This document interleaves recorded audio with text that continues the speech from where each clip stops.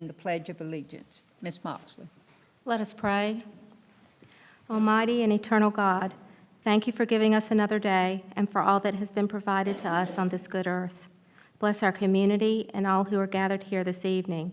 Grant our commissioners insight into the needs of our county and be with them in their deliberations as they make difficult decisions that impact the lives of our citizens. Bless our telecommunicators who we honor here tonight, who are the only front line, are not only the front line of emergency response, but also a lifeline to citizens in their most critical time of need. Loving and gracious God, we pray for the personal struggles of those who have physical or mental health challenges and for their caregivers, whose dedication and service often goes unnoticed. Lord, watch over the men and women in our armed forces who serve their country with tremendous courage, commitment, and sacrifice, and help us all to conduct ourselves in such a way that by our service we demonstrate gratitude to the citizens of Onslow County for the work they have entrusted to us. Now, dear Lord, with deep respect for the faith, traditions, and beliefs of all who are gathered here, hear us in a moment of silence.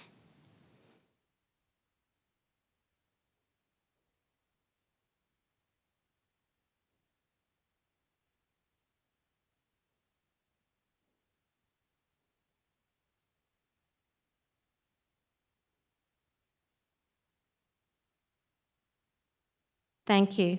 Mr. David Cotton, Deputy County Manager, will now lead us in the Pledge of Allegiance.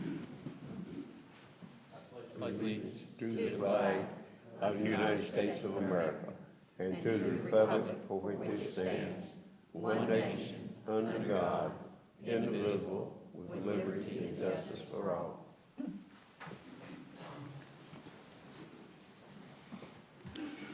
I'd like to thank everyone for coming tonight. I'd especially like to recognize our Sheriff Hans Miller and our former Sheriff Ed Brown. We're grateful to have you with us tonight. If you have not silenced your cell phones, please do so now. The Board of Commissioners affords the audience 2 opportunities to speak during each meeting. If you wish to speak, you must sign up at the table in the back of the room. The first public comment time is for a 3-minute period, and your comments must be oriented to tonight's agenda. The second is a 5 minutes towards the end of the meeting, and you can speak on any topic that the commissioners have authority over. It is not the intent of the board to enter into debate or conversation. However, we do reserve the opportunity to reply to your comments at commissioners' comments. We ask that all comments be directed to the board in its entirety and are made with respect to the Office of Commissioners. No endorsements of businesses or candidacies, please. At this time, I need a motion to adopt the agenda. So moved. Second. All in favor of adopting the agenda as posted, say aye. Aye. Aye. Any nays? Passes unanimously. Consent agenda. Do I have a motion to adopt the consent agenda? Second. All in favor of adopting the consent agenda, say aye. Aye. Aye. Passes unanimously. This is the first opportunity for the public to speak for 3 minutes. Mr. Manager, has anyone signed up? Madam Chair, no one has signed up for the first public comment period. Very well. Moving along, Mr. Manager, would you like to take items 4, 5, 6, and 7 to present to the board tonight? Yes, Madam Chair. Item 4, presentations. A, proclamations. 2 proclamations have been prepared this evening. The first is Mental Health Month 2015.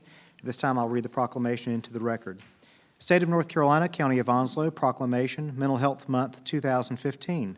Whereas mental health is essential to everyone's overall physical health and emotional well-being, and whereas mental illness will strike 1 in 4 Americans in any given year, regardless of age, gender, race, ethnicity, religion, or economic status, and whereas people who have mental illness recover and lead full, productive lives, but the stigma surrounding mental illness can prevent people from seeking the medical attention they need.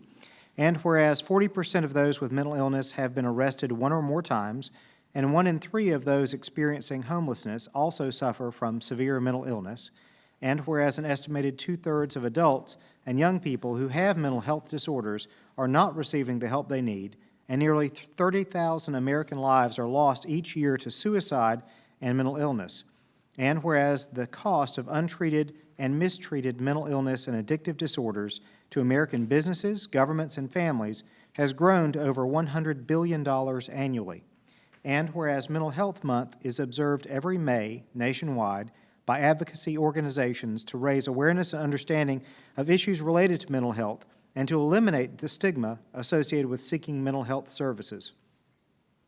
Now, therefore, be it proclaimed that the Onslow County Board of Commissioners does hereby acknowledge May as Mental Health Month in Onslow County and calls upon citizens, government agencies, public and private institutions, businesses, and schools in Onslow County to recommit to increasing awareness and understanding of mental illness and the need for accessible services for all people who suffer from mental disorders. Present this 18th day of May, 2015. Staff from Coastal Care, now Trillium, will accept the proclamation. Chairman Eichner requests that Commissioner Bright present the proclamation. Commissioner Bright?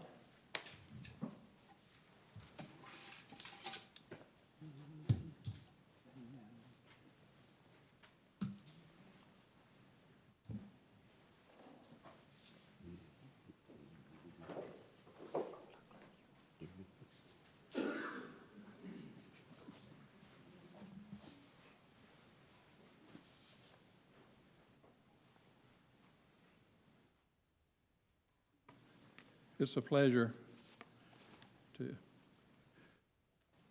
support the Coastal Care and now Trillium and our mental health for Onslow County and the state of North Carolina. We have 3 members of our board. Is Brock's not here? Brock can't come tonight.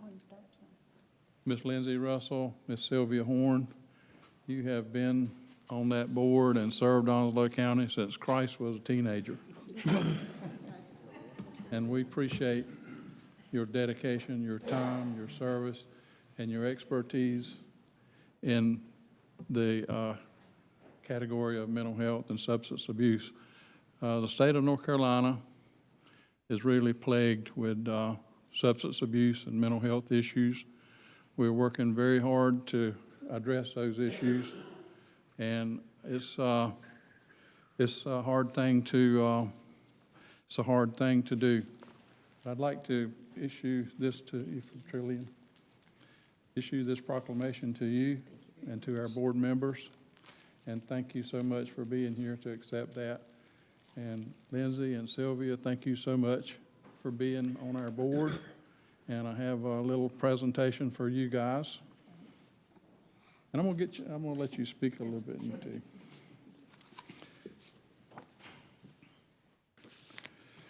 Since Brock is not here. Miss Sylvia Horn, this is a certificate of appreciation presented to you from the Onslow County Board of Commissioners for serving on our Coastal Care Board Area Authority and your many, many years of dedicated service. So thank you very much, and congratulations. Lindsay, you have served also on the Coastal Care Board for many, many years, and we are really pleased to have you and really pleased for you to have been on that board, and it's always a pleasure to talk to you guys on the phone and go with you and attend the meetings, because you don't leave no stone unturned. If something needs to be talked about, you there to do it. So congratulations. Thank you. Now, I think we might have time if you want to say something. First of all, thank Onslow County so much for the opportunity to serve the mentally ill and the DD population in this county. At this time in the country and the state, they're being terribly, terribly underserved. And these are people that have illnesses, just like cancer or whatever. The DD people, the DD population, are those that were born with problems that cannot help it. And they're being terribly, terribly underserved. and it is very frustrating, but you have to cope. And that's kind of the way life is right now, and I have thoroughly enjoyed my term on the board. I can remember when Mr. Everett Barbie retired, he said one day at his retirement party that he had had a wonderful 30 years. He said, now, some of the days wasn't so hot, but the 30 years were wonderful. Well, that's kind of the way it was on the Mental Health Board. It's been a wonderful experience. Some of the days were not all that wonderful, but it has still been a wonderful experience. And I thank Onslow County for allowing me to have this. Thank you.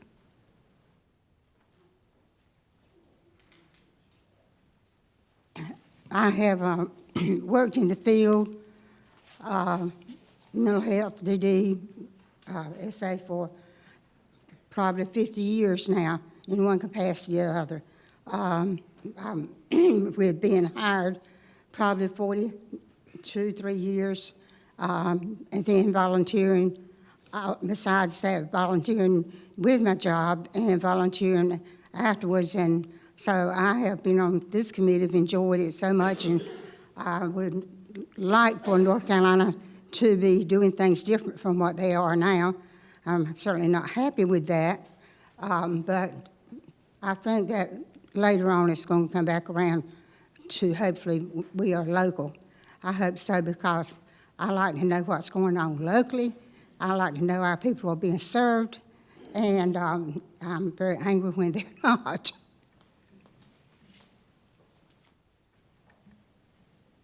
Good evening. My name is Kate Murphy. I'm the Member Communications Specialist for Coastal Care, and as a staff member of your local management entity, I can't tell you how proud it is to be a part of an organization with such a very much engaged community and engaged board. The support we have from the Commissioner Bright and our Board of Commissioners here in Onslow County is really wonderful. So thank you all very, very much, and for your support of continuing to work hard for our folks. I must say that I'm excited to share this time with EMS.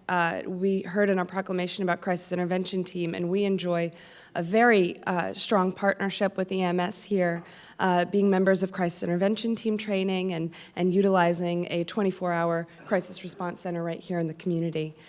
Coastal Care received over 26,000 calls last year for access to care and crisis services. And we understand, I thank you so much, Ms. Russell, for sharing again that mental health is essential to health. It is, without mental health, we do not have health. So it is a physical illness like anything else, and the fact that we have support in this community to continue to meet the needs of individuals and to fill the gaps where services may be lacking by pulling together is really wonderful. So I'm very excited to accept this on behalf of Coastal Care and soon to be Trillium Health Resources on July 1 this May as Mental Health Month. So thank you again. Thank you so much.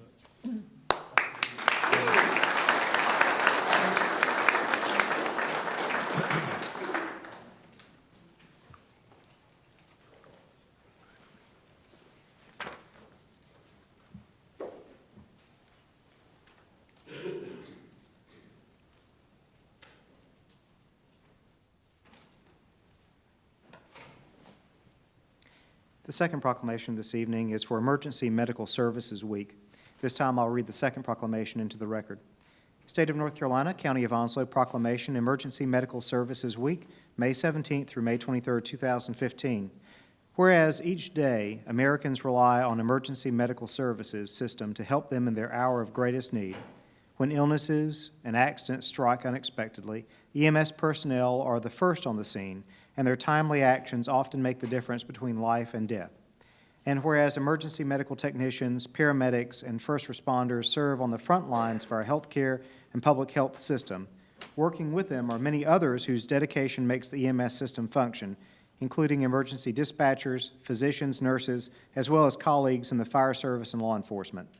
And whereas the emergency medical services teams, whether they are career or volunteer, engage in thousands of hours of specialized training and continuing education to enhance their life-saving skills.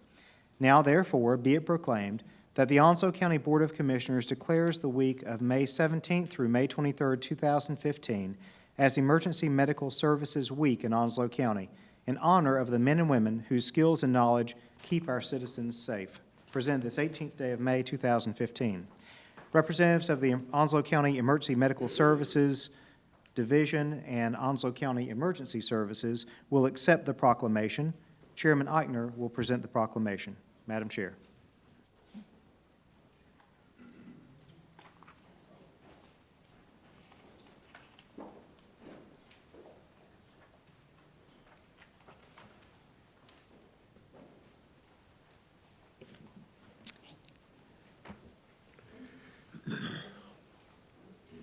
Who's on the road tonight? We left a few by. Well, it's no coincidence that I'm presenting this proclamation tonight. As many in the county are aware, I had to use this just a couple weeks ago for my husband. And I will tell you, when you have a loved one and you are unsure as to what's going on with their medical condition, when you see one of Onslow County's best arrive and take over, it gives you a feeling of confidence that things are going to be just fine. So it is with great pride that I stand here with these people tonight and say, I am grateful as a citizen and as a county commissioner to have such trained, skilled personnel that serve the citizens of Onslow County. I will tell you, as a citizen, you don't regret one penny that is budgeted to provide this service when you need it. So, ladies and gentlemen, we have something to be proud of, and I'm honored to recognize this week as Emergency Services Week. So, and by the way, my husband's doing fine. Thank you. Norm.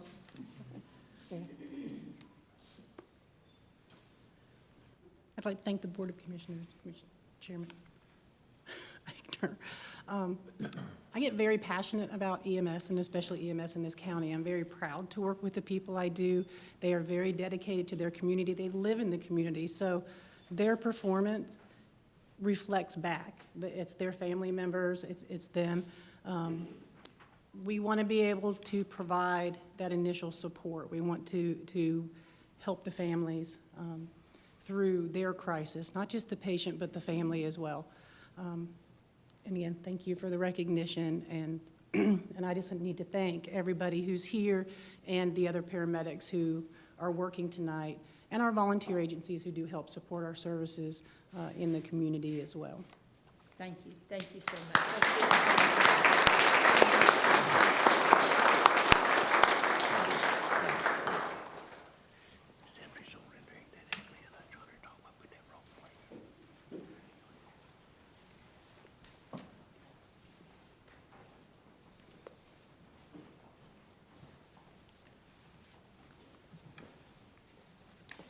Continuing with presentations this evening, item B, presentation of SAVE and Childbirth Awards to telecommunicators.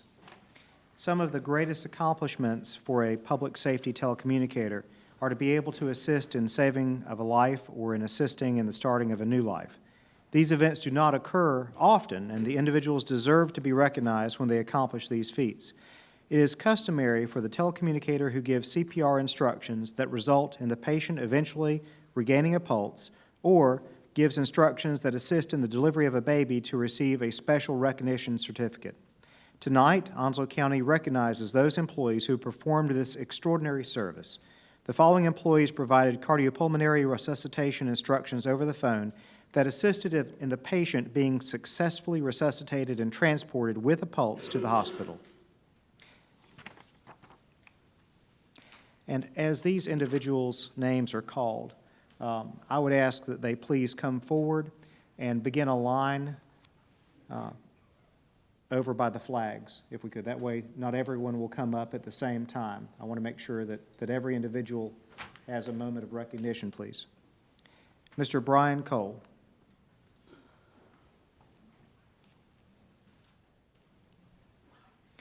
Darlene Sanderson.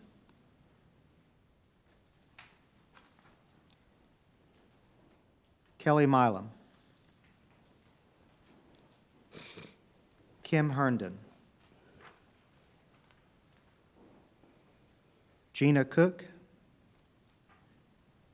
Leslie Sumrall, Joyce Fahey, Amber Jones, Shane Penland,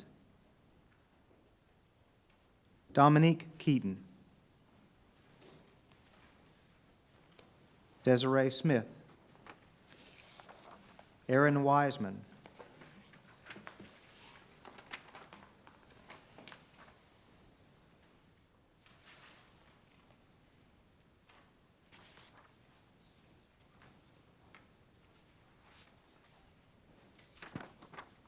and now I'll call forward the telecommunicators who have provided childbirth instructions over the phone that assisted the caller and mother to successfully deliver a baby.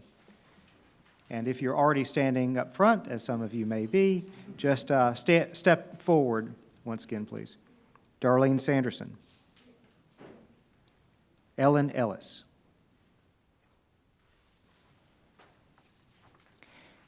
Chairman Eichner requests that Vice Chairman Buchanan provide the telecommunicators who gave successful CPR or childbirth instructions with a certificate and PIN. At this time, the Vice Chairman will come forward. He will be assisted by Mr. Ray Silence, E911 Division Chief, and also Mr. Norman Bryson. While they're coming up, you have to say thank you to these people for all that they do. One of the key things is this medical dispatch, and come here a minute, Norm. Explain to the people what the medical dispatch is all about, because that's where this all comes from and how they save lives for us, the citizens of Onslow County.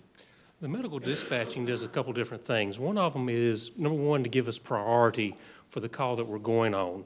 What level of care or what level of response are our paramedics and firefighters going to be responding to? Another thing is gives us a category of what we're actually going to. These are very, very important because, you know, as we get dispatches, and as I've said before, last year we have 188,000 phone calls that came into the 911 center that was processed by these people that are standing behind me. For that, you know, we have to look at the Mrs. Jones who may be having a heart attack or Mrs. Smith who's having a broken leg. Who gets the service? Who has the higher priority? The other thing that is very important about is response. As we saw the EMS people that were here earlier, we have to look at their response. It is much safer for them to be responding non-emergent to a call than it is emergent. So the questions we're asking are there for a very important reason. And EMD has provided, as you've heard just a few minutes ago, several times their lives have been saved and children have been born. So it's very critical in the services we provide. And being a former police officer myself, back in 1973, is a long time ago, I had like Barbara talked about her husband a while ago, I had to be transported because I had been wounded in Swansboro and actually transported to the hospital. And when you see that ambulance pull up and pick you up off the ground and put you in that ambulance and they keep telling you that everything's going to be okay, I can get really emotional with this because these people are the backbone of all of us in law enforcement. Without them, we don't succeed out on the road. And we've had to call them for backup to get us other officers to assist us, and we've had to call them in when we've dealt with death and in life. And the biggest thing about life is that they've saved a lot of lives in this county. And I'm so proud of them, and I'm proud for you all to be here tonight. Thank you.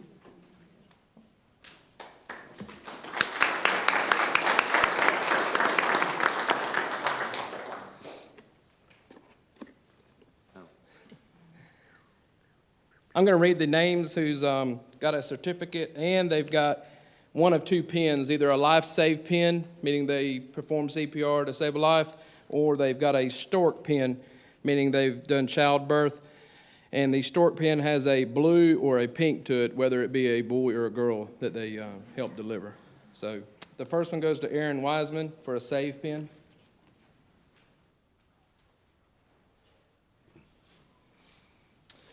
Leslie Summerall for a save pin.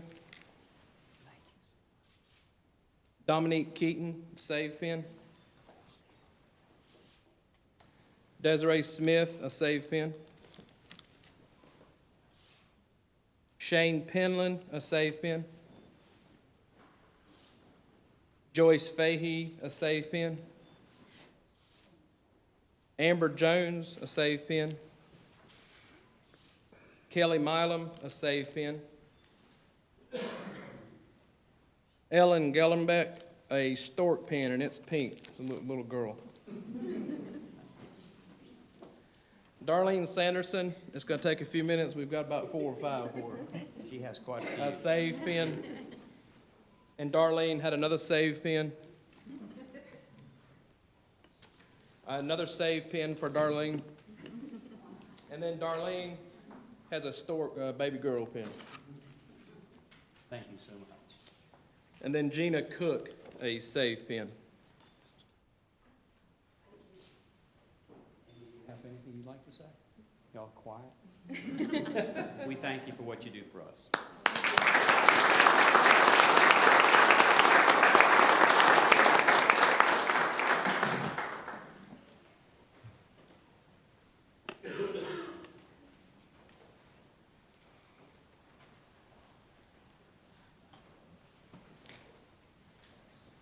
Item C under presentations is 2015 Mission Lifeline EMS Silver Level Recognition Award. Ms. Beth Himes, EMS Division Chief, Onslow County Emergency Services, will accept the award. Chairman Eichner requests that Mr. David Cotton, our Deputy County Manager, present the award. Mr. Cotton.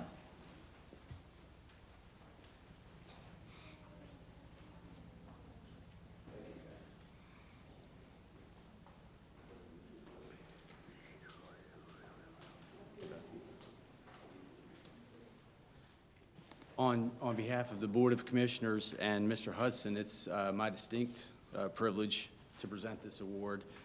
This award is not given, it is certainly earned, and it's earned by the dedicated paramedic professionals that we have the privilege of working with day in and day out. It is specifically tied to the STEMI program, so if you're ever having a heart attack, you certainly want to be in or near Onslow County, because at the silver level, it certainly speaks to not only the professional medical service that you receive, it's a step above most other jurisdictions. So with that, I'll just turn it over to Beth for a few comments. I have to say that I'm accepting this award on behalf of the paramedics who work in Onslow County, and even the telecommunicators who help get us into their door. With this STEMI award, it is earned. There are certain things that the criteria that we have to meet. Years ago, paramedics were not even allowed to perform 12 leads, a 12-lead ECG, let alone diagnose. Now, they perform the 12-lead ECG, they diagnose off of it in less than 5 minutes. From the time they walk in your door in less than 5 minutes, if it's a STEMI, a heart attack, they're moving off the scene in 10 minutes, and they're getting you immediately to an appropriate facility. In EMS, that's our goal, get the right patient to the right facility the first time. This award is not possible without all of the professionals who work hard, educate themselves, and serve the county. So I have to accept this on behalf of them. They do a wonderful job. I'm very proud to be associated with them. And I brought up Jeff Matthews. He is our STEMI coordinator, and he has worked very hard through the years to get this program off the ground and get everybody motivated. And actually to get Mission Lifeline to actually recognize EMS systems and not just hospitals.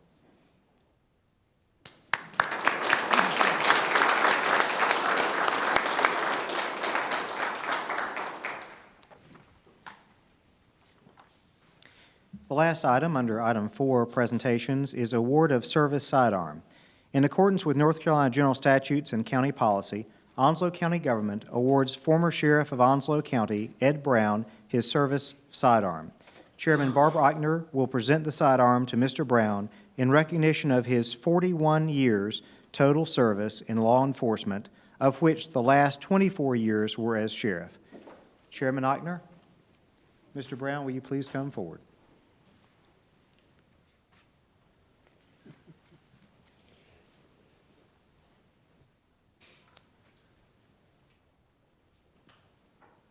You recognize it?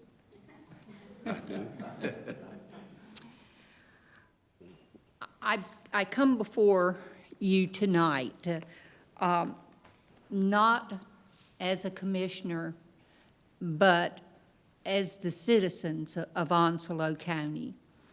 The citizens of Onslow County, in accordance with county policy,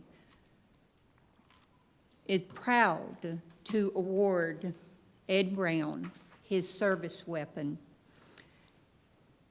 I've often thought law enforcement is not an occupation, it's a way of life. When you become a public servant in law enforcement, your life is consumed with serving others. I know these gentlemen at the podium, at the diocese, could probably tell you many humorous stories about this man right here. But law enforcement is not always about humor. Often when that phone rings, it is because someone's life has been altered in a bad way forever. And that's when a caring, compassionate law enforcement person has to step in, and they have to administer the law in as fair a way as they know. And I believe that Ed Brown has done that his entire career.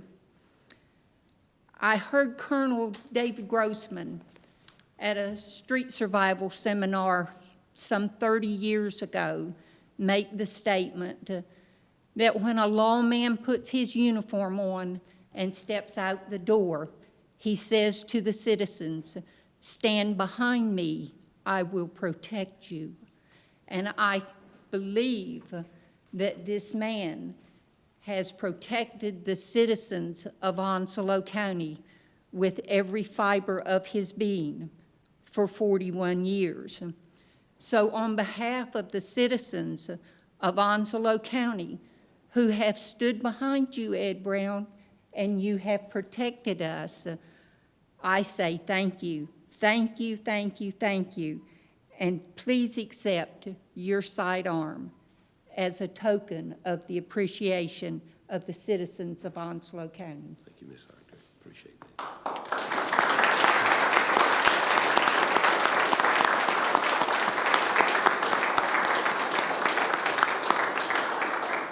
You would think after 41 years, and I started when I was just a kid, 22 and a half years of age, that you would understand what makes an officer tick. I don't understand it yet. What makes us run headlong into danger, not thinking of our life, but thinking of other people's lives. And I mean, not scared at all. I would not stop, wouldn't take one step back to save the life of someone else. I don't understand it. And I appreciate you officers that are still out there. I appreciate the younger generation coming up.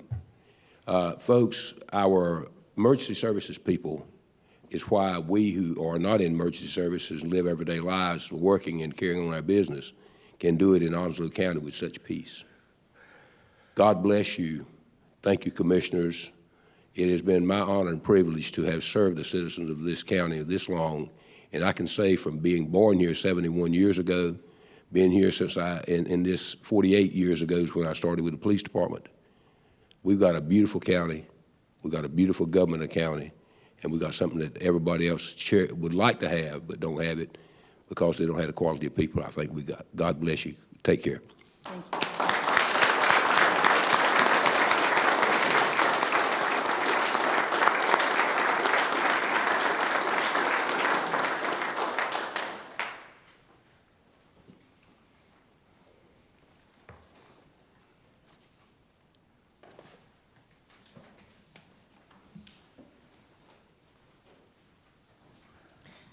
Item 5, public hearing. One public hearing is scheduled during this meeting. The chairman has directed that I conduct the public hearing.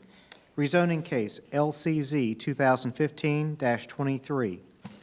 At this time, I'll ask Mr. Ben Warren to come forward, and as he's coming forward, I would like to cover the order of events this evening for the public hearing. First, we'll have a staff introduction by Mr. Ben Warren. Following the staff introduction, I will open the public hearing. When I open the public hearing, the first group that I would call upon is the applicant or the applicant's representative. They would come forward and provide additional information to the board. Following the applicant, we will open up to the public, and when I call for the public, I will first read from the list of names that's been placed in the back of the room. After that, I will allow those in the audience to make comment if they do not have an opportunity to sign up. Then we will close the public hearing. After the public hearing is closed, the county commissioners may enter into discussion. At that time, the commissioners may ask questions of the staff or the public that came forward. Following discussion by the commissioners is a possible commissioner decision. So at this time, we will begin with a staff introduction. Mr. Ben Warren, our planning director. Mr. Warren. Good evening, Madam Chairman, Mr. Vice Chairman, Commissioners. For your consideration this evening, we have a rezoning of approximately 78 acres. The current zoning of the property is rural agricultural and R15, and the request is to rezone that property to RA, rural agricultural conditional zoning.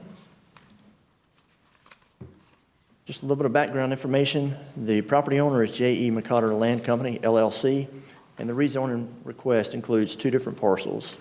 The total acreage of 1128-3.1 and approximately 58-acre portion of parcel number 1128-4 for a total combined rezoning acreage of 78.02 acres. There's not any identified regulated floodplain on either of the properties, but there is quite a bit of wetlands across parcel 1128-3.1 and a little bit on the southeastern arm of parcel 1128-4.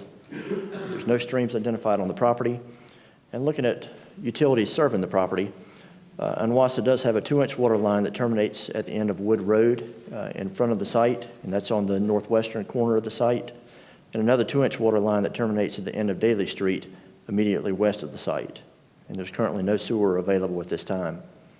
Fire service is provided by Piney Green Volunteer Fire Department with an ISO of 5, and currently there are no NCDOT traffic counts for either Wood Road or Walton Road, and those are the two primary streets that will provide access to the rezoning property. Because of the conditions or the uses that have been proposed for the property, some of those include residential uses for a portion of the property. So looking at the schools that will provide service would be Silverdale Elementary, which is expected to be at capacity by the school year 2021. Hunters Creek Middle, which is expected to remain under capacity through school year 22-23. And White Oak High School, which is expected to reach capacity in school year 22-23. As we take a look at the property, you can see the property is located on the north side of NC Highway 24, just on the east side of Piney Green Road. As we zoom in a little bit here, as you can see on the northwestern corner of the property, Wood Road terminates at the corner of the property. Farther to the south, adjoining the property on the south side, is the federal railroad property or right-of-way that runs adjacent to the property, which actually runs into Walton Road, which would be the primary point of access for this property. You can see the smaller track on the, excuse me, on the southwest corner. It's currently a cleared parcel. Looks like wind rows running across the parcel, and the larger track is currently timber. Just a few pictures to kind of give you a visual of the area itself. This is the northwestern entrance to the property at the terminus of Wood Road. As we turn around looking from the property back down Wood Road facing west, this is the view from the site. And then finally, this is the view facing south along Walton Road. You can see the railroad tracks coming from the property. And as you see, there's a corner of a vehicle there on the left side of the picture. There's a small access behind that, and that somewhere in the vicinity there would be where the access road would come from the property onto Walton Road. And as you look down Walton Road, you can see it's pretty heavily vegetated, and from the potential access point going south towards NC-24, it's heavily vegetated with really no residential development for about the first 500 feet along Walton Road. As we look at the future land use map for this area, you can see on the western side, the kind of orange delineated area is designated as high-density residential, and the majority of the property is designated as medium-density residential. To the north, you can see a black and white checker line, and that serves as the urban fringe boundary for the city of Jacksonville.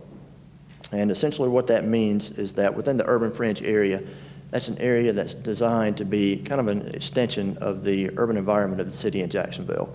So this entire area was really envisioned to increase in residential intensity with some non-residential uses as well. A couple of things that occurred when the land use plan was created. At that time, there was really no vision of access to the rail in this area, and so the land uses that have been proposed really never took that into account.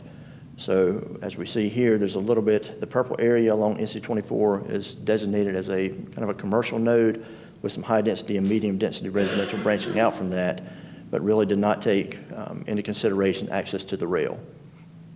As we look at the proposed rezoning and how it fits in with the land use plan, the area that is within the urban fringe, as I mentioned, is designed to be an extension of the urban environment of the city of Jacksonville. And so any future land uses would be an extension of that area, with taking into consideration things such as minimizing the impacts on adjacent property owners.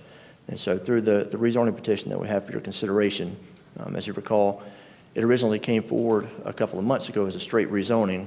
The applicant pulled that back and resubmitted as a conditional rezoning, and one of the reasons for that was to further consistency with the land use plan to present conditions that would minimize the impacts on adjacent properties. In doing so, the original request only included the larger 58-acre parcel, but since that time, the 25-acre parcel was included so that additional conditions could be placed upon it that would increase the buffering and minimize the impacts on adjacent properties. So we look at how the current zoning, one, matches the land use plan, and also two, factors into the rezoning request. The area that's primarily included in the rezoning is currently R15. You can see the green area to the west is RA, and then some surrounding R10 and R8M. The RA, that area, as you recall, on the land use plan was designated as high-density residential. And RA is typically not considered high-density residential, but as we look at the district comparison, the RA district does have a minimum lot size of 20,000 square feet. But the one key with the RA district is that it does not have a maximum density. So for attached housing, townhomes, condos, apartments, there is no maximum density, so it is considered somewhat of a high-density residential district. Has a total uses allowed of 175. As opposed to the R15 district, minimum lot size of 15,000 square feet with a maximum density of 2 dwelling units per acre and a total of 33 different uses allowed, those primarily consisting of residential type uses. The proposed or requested rezoning would be the RA conditional zoning district, and with that, once again, it would carry over the 20,000 square foot minimum lot size with no maximum density. However, as one of the conditions of the rezoning, the number of allowed uses has been pared down from 175 to 28. Additionally, there's a list of conditions that we'll go through in a moment that would accompany the rezoning that would minimize the potential negative impacts on the adjacent properties. This is a little bit busy, but tried to use some different colors to separate the individual uses that are being proposed. But there's a total of 28 uses. The first uses you see here are a variation of different types of residential uses. Both detached and attached residential uses, family care, moving to some volunteer fire departments, ambulatory services, greenways and parks and playgrounds, community centers, kind of transitioning into more intensive uses, being the contractor's office, truck or freight terminal of less than 6 trucks and more than 6 trucks, warehousing, wholesale distribution, recycling collection center, and temporary construction and staging areas. And then the conditions. There's a total of 9 conditions that have been included as a part of the rezoning. And like I said, each of these conditions were crafted to address the different types of potential impacts that we identified that could affect the adjacent property owners and the surrounding neighborhood. The first deals with the truck traffic that would be associated with potential uses. And the condition would state that all truck traffic associated with non-residential uses is prohibited from using either Wood Road or Daly Street. That would keep the truck traffic out of the adjacent residential neighborhoods. 2 would be use of the site is subject to an NCDOT access permit and any required roadway improvements. And we've had pretty extensive conversations with NCDOT regarding potential impacts on Walton Road and what type of improvements would be required. There will be some interim improvements that will be required, but one thing that DOT always puts in their permit is a caveat that as conditions continue to change and as development continues to intensify, they have the ability to come back and revisit to see what additional impacts are created and additional improvements are necessary. So it may be that future improvements will be required as well. Also, that non-residential uses shall be restricted to operating hours between 6 a.m. and 9 p.m. Monday through Saturday, except for projects that are designated state or federal night work projects, in which case the county planning director shall be notified in advance of any such work.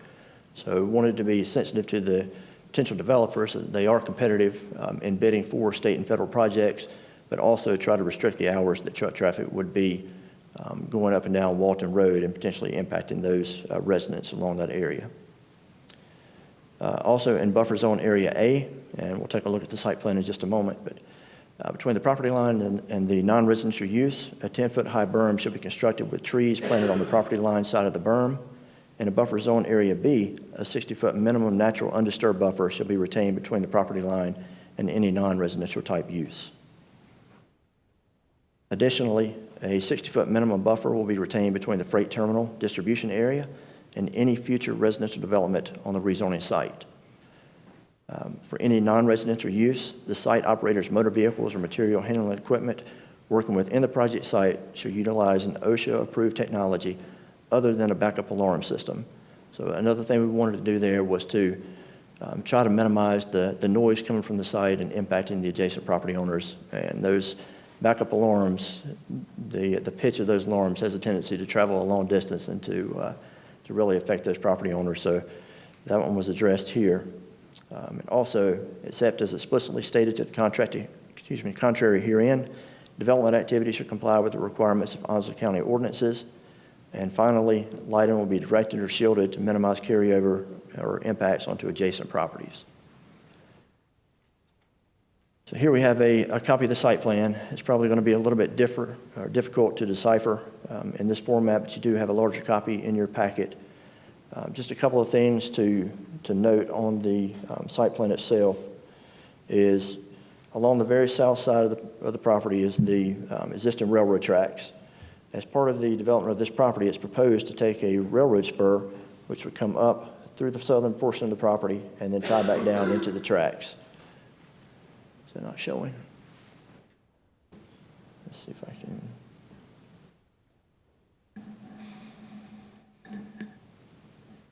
Let's see if I can get it to show up. Is that showing up on the monitors? Yes. Okay. All right, so along the very southern side of the property is existing tracks. The railroad spur would come up through the property, and then here you have a circular area, and that's where the hopper car would be offloading the trucks from the aggregate and other materials that are being transferred.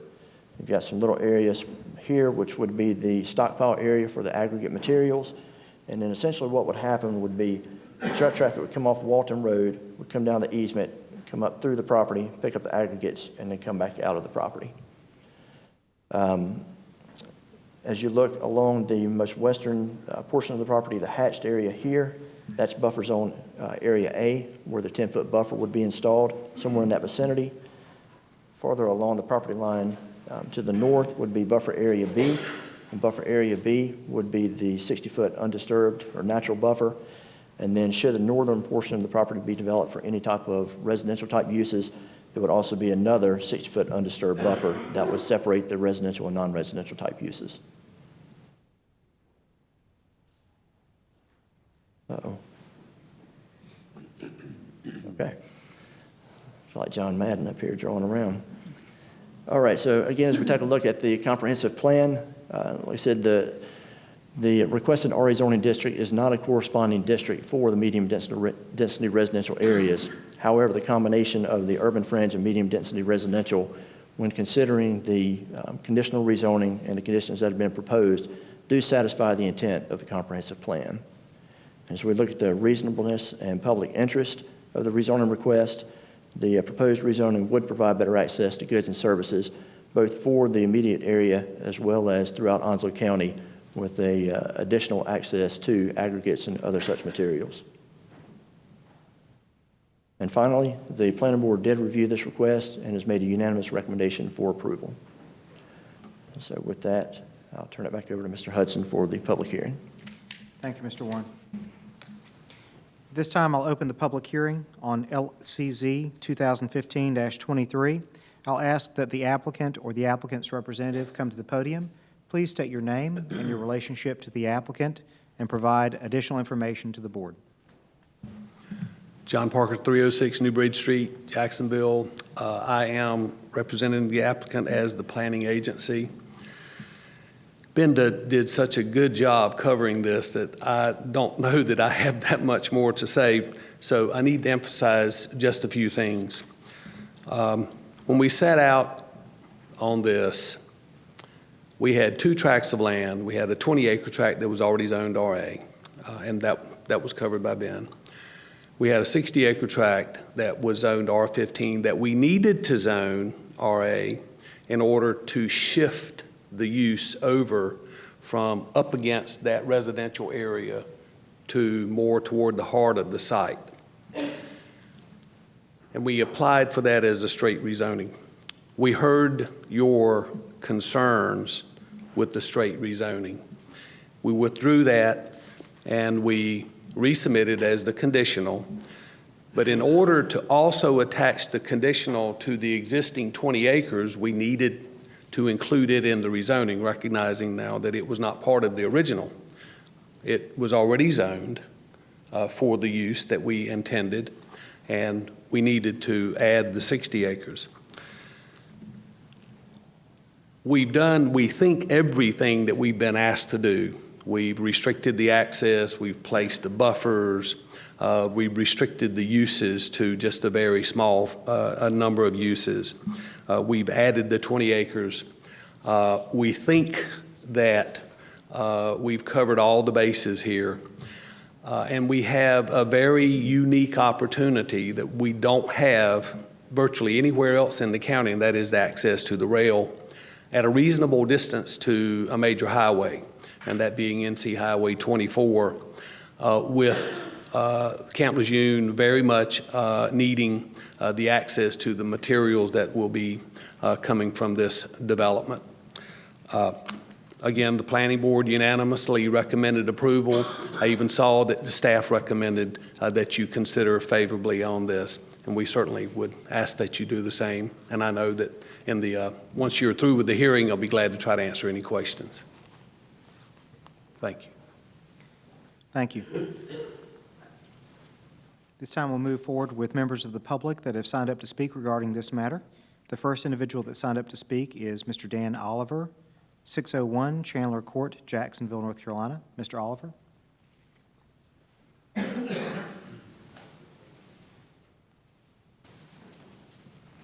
Madam Chairman, Mr. Vice Chairman, Commissioners,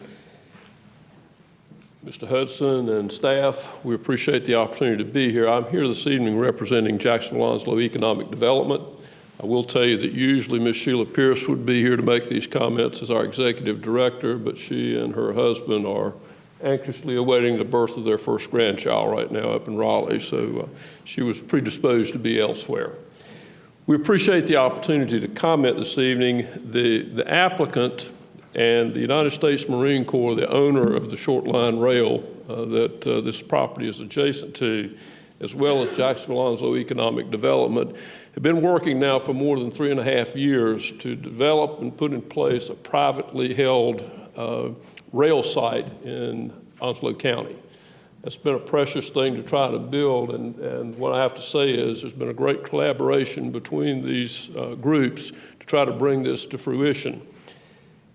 The rail that's owned by the United States Marine Corps is the only rail access in Onslow County, so it's frankly a pretty small commodity for us, and this will be a significant step to have this approved, should you do so, in order to show others that you can locate a rail site, a rail economic development project in this county. And that, frankly, is an important announcement for us to make in the marketplace. We're hopeful, based on what we've heard both from the planning department and from the applicant here this evening, that those issues which were of concern are adequately addressed. We would encourage you, if you find that they are, to approve this because we believe it is a significant economic development opportunity for Onslow County.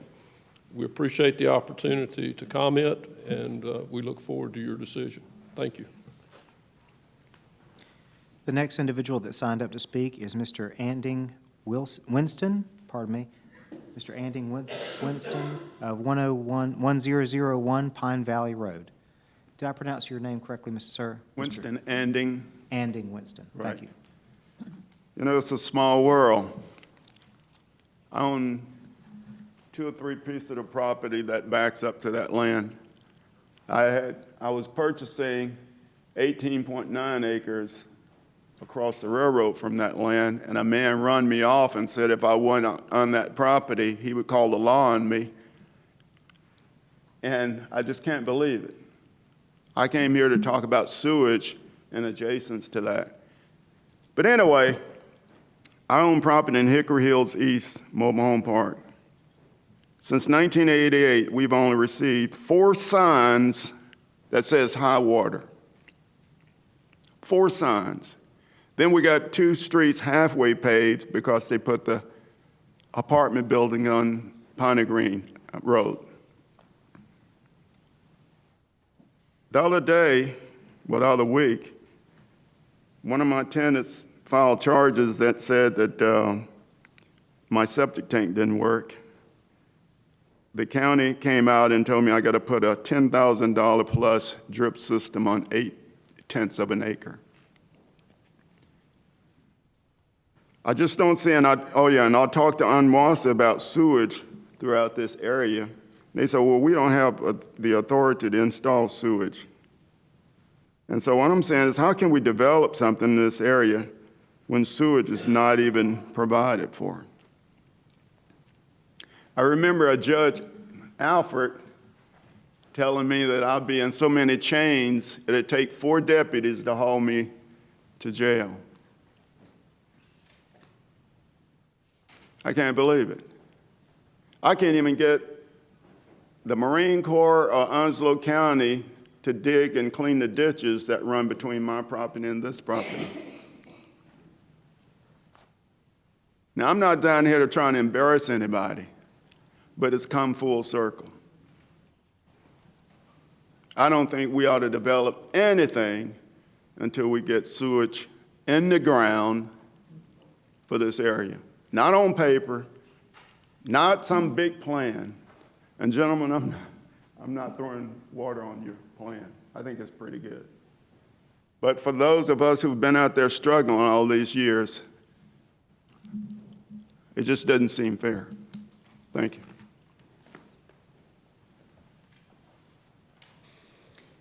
Mr. Winston was the last individual that had a chance to sign up on the sheet for the public hearing, so at this time I'll make a call to the audience.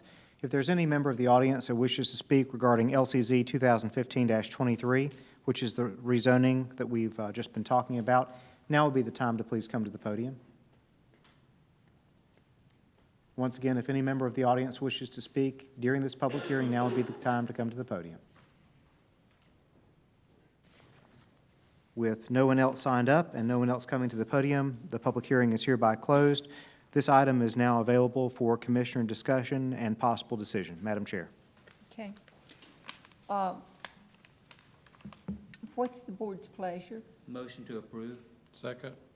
I have a motion and a second. Is there any discussion, any comments, any further information before I call the vote? I would just like to make the statement to address the sewer problem out there. Onslow County does not own a sewer company. Wassa is a private entity unto itself, even though we have representation on their board. So as far as the sewer issue goes, that would be something that should be addressed at Onwassa. No further discussion. What's the board's pleasure? I have a first and a second. All in favor, say aye. Aye. Aye. Any opposed? Passes unanimously. Thank you. Item 6, general items, community-focused, eliminating health disparities. This time I'll call on Ms. Angela Lee, the Health Director, to present this item to the board. Ms. Lee? Good evening, Madam Chair, Vice Chair, Commissioners.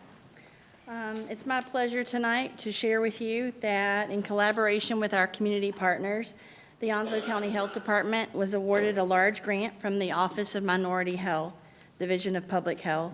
Our funded proposal, which is entitled Lifestyle Education Assistance Program, LEAP Diabetes, is designed to assist underserved minorities in our county who have or are at risk for developing diabetes. Our health department was one of only 12 proposals in the state that was selected for this funding. It's obvious in our community that this is a program that's needed. 15% of Onslow County residents are pre-diabetic or diabetic, and diabetes is the fourth leading cause of death for county residents. The total grant for the LEAP Diabetes is $215,000 and primarily consists of personnel, education, materials, and training expenses. The grant runs from June 1st of 2015 to May 31st of 2016, and any funds that are not expended by June 30th of 2015 will be added to the 15-16 budget. There is no county match required for this grant, and subsequent funding is based on performance and availability. So we respectfully request acceptance of the grant funding and adoption of the budget for the program to include the establishment of new positions. I'd be glad to answer any questions that you might have. Angela, just to clarify, when the grant period is over, these positions, the county is not obligated to continue those positions, only if there's availability through budgeting?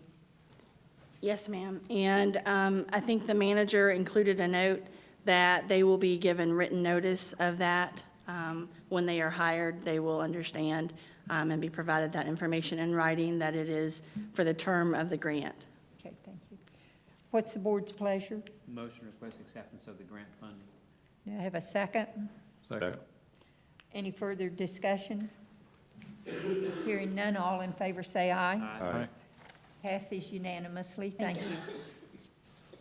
Continuing with item 6, general items. The next 4 items involve the airport. And as a reminder to the public, although we often talk about the airport project, it's actually a series of many projects all happening simultaneously to create a new airport with a passenger terminal and seating, et cetera. This evening we have with us Mr. Chris White, our airport director. Mr. White, if you would please take items B, C, D, and E involving the airport construction projects. Thank you, Mr. Hudson. Thank you, Commissioners, for having us. As Mr. Hudson stated, this is part of an ongoing multi-year program to redevelop the airport into a world-class facility. The first item before you this evening is an amendment to the terminal project ordinance.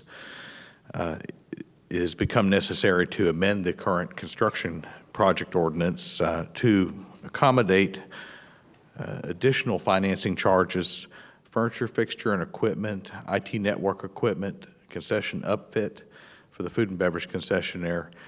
This work will be funded by, contract facility charges, and the total amount of the amendment is $250,688.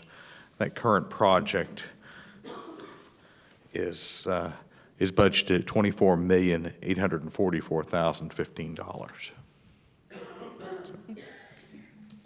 We'll take these one at a time for approval.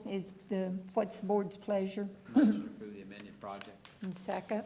Second. All in favor say aye. Aye. Passes unanimously. Thank you. Continue. The next item is the 2015 Aircraft Apron Rehabilitation Project, Work Authorization Number 15. The county's architectural and engineering firm, RS&H, has proposed Work Authorization Number 15 for design and bidding phase services for the 2015 Aircraft Apron Rehabilitation Project at the Albert J. Ellis Airport. These FAA and NCDOT required services are in the amount of $198,666. This includes the labor in the amount of $174,643 and direct reimbursable expenses of $24,023. This item is included in the project's budget, and staff respectfully request that the Board of Commissioners approve the RS&H Work Authorization Number 15 for design and bidding services for the apron rehabilitation project. What's the board's pleasure? Motion to approve the RNSH work authorization for 15 for design and building. Do I have a second? Second. All in favor, say aye. Aye. Passes unanimously. Item D, which is the Aircraft Apron Rehabilitation Project Ordinance. As part of the airport's ongoing terminal redevelopment program, a new air carrier apron is being constructed to service the new passenger terminal building. The existing apron, air carrier and general aviation apron located adjacent to the old passenger terminal building, will be fully utilized by the airport for remain overnight aircraft parking of commercial aircraft, general aviation-based aircraft parking, military aircraft, as well as boarding and deboarding of charter flights that do not undergo TSA security screening, therefore cannot utilize the new passenger terminal building for boarding and deboarding. The existing apron was constructed originally in 1969 and has received a patchwork of expansions and rehabilitation efforts over the life cycle of the pavement. The last pavement condition assessment in 2013 indicated the pavement condition ranged from poor to satisfactory and reported that major rehabilitation of approximately half of the apron would be required by 2017. The purpose of this project is to extend the useful life of the portion of this existing pavement to provide for the continued utilization of the apron. The FAA concurs that this project is necessary and intends to issue a discretionary grant of up to $1.8 million to complete this work once the bidding is complete. These extra funds are not available every year and are competitive and based on need. Subsequently, these projects are funded on short notice and must be designed and bid on a very tight schedule. The project will be funded by the 2015 FAA discretionary grant from the Airport Improvement Program and PFCs, or passenger facility charges. No local tax dollars will be used, and all grants and PFCs are based on user fees. Staff respectfully requests that the Board of Commissioners approve the project ordinance for the 2015 Aircraft Apron Rehabilitation Project.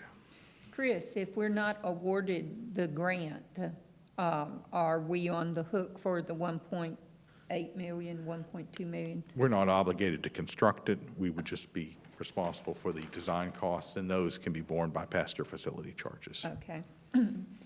What's the board's pleasure? Motion to approve the project ordinance for the 215 aircraft apron rehabilitation project. Second. Any further questions? All in favor say aye. Aye. Passes unanimously. Okay, the final item I have for you this evening is terminal building gate seating procurement. The staff has received quotation for the gate area seating for the new passenger terminal building and proposes to accept the proposal from Arconis. Arconis has extended GSA pricing for a total of 78 powered seats, 104 non-powered seats, 9 power tables, I believe 24 stools, delivery and installation in the amount of $200,881.07. These are the seats that are located in the passenger boarding area, and they're extremely durable, long-lasting. Staff respectfully requests that the Board of Commissioners accept the proposal from Arconis and approve requisition number 2015-00003386 in the amount of $200,881.07. Chris, was this amount included in the original bid? This amount was anticipated during that, and the latest amendment to the project ordinance covers those expenses. Okay. What's the board's pleasure? Motion to approve Arconis. Second? Do I have a second? Second. All in favor say aye. Aye. Aye. Passes unanimously. Thank you. Chris, I want to thank you for last Tuesday night. I had an opportunity to go through the new terminal with several people, and that is a beautiful facility. We are working hard, and we're very proud of it, and we look forward to showing nice. it off to the public sometime in the near future. Thank you.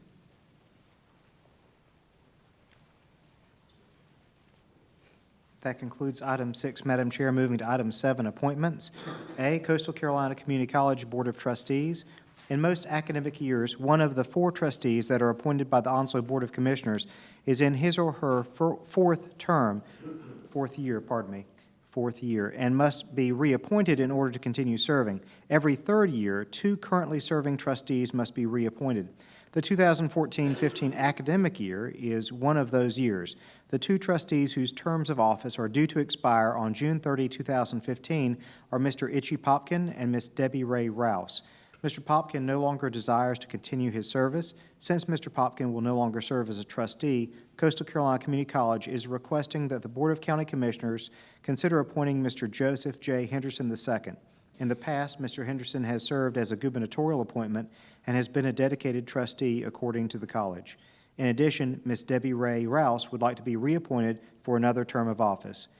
Both Mr. Joseph J. Henderson II and Ms. Debbie Ray Rouse have provided citizen participation applications.